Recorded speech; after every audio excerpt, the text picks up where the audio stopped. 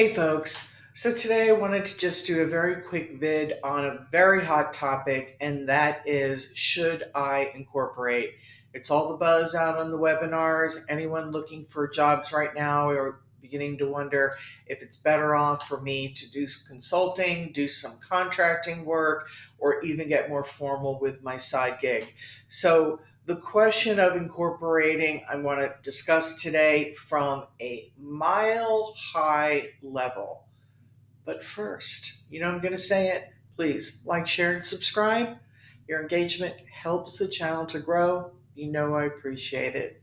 Let's get started. Thing to think about if you are considering incorporating is this: it is the rich risk axis, which means this: if you are wealthy and you are in a risky business, absolutely incorporate. Do not even give it a second thought.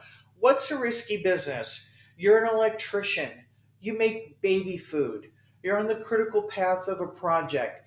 You could possibly get sued for something you screw up. Okay?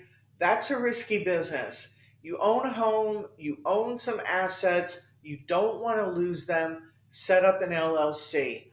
You can afford it. You're rich. Let's look at the low risk, low income quadrant. This is really an area where you don't really need to think about incorporating. What would be low risk?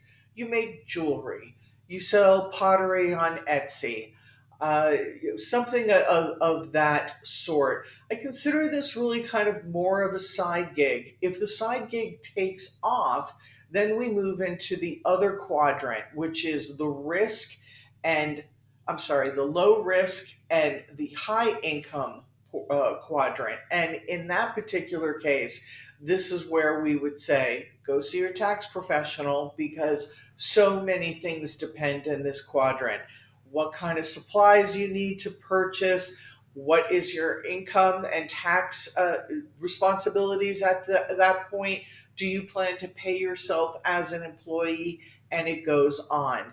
But for the beginning part of it, a sole proprietorship is probably the way to go, and certainly much less expensive than having an LLC or the corporation. Now, the final quadrant is you don't have a lot of money and you're in a risky business. This is really where I see a lot of people make the mistake of thinking, well, they got nothing to take from me. What could they sue me for? Au contraire. This is the reason that judgments are renewed, and they can be renewed every 10 years, and they are often attached to the estate if they're not paid. So don't think you're going to get away with something. The other thing here is where people don't necessarily get the right or the right type or the right amount of insurance. If you are going to incorporate, you absolutely do need to have insurance. So, the next thing to think about if you're going to incorporate or not is how you're going to bill. Now, one of the reasons people like to incorporate is if you're going to be working as a consultant, especially for a larger corporation or really any corporation, most of them have policies in place that say they cannot pay an individual on a 1099 basis. You either have to be a corporation or you have to be an employee. Now, there's all kinds of reasons for that I won't get into right now, but this is one of the reasons I initially incorporated. I was working with a group of people. Our particular client would not hire us as individuals, and so I happened to have a partnership at the time, included these particular guys in it, and we were off.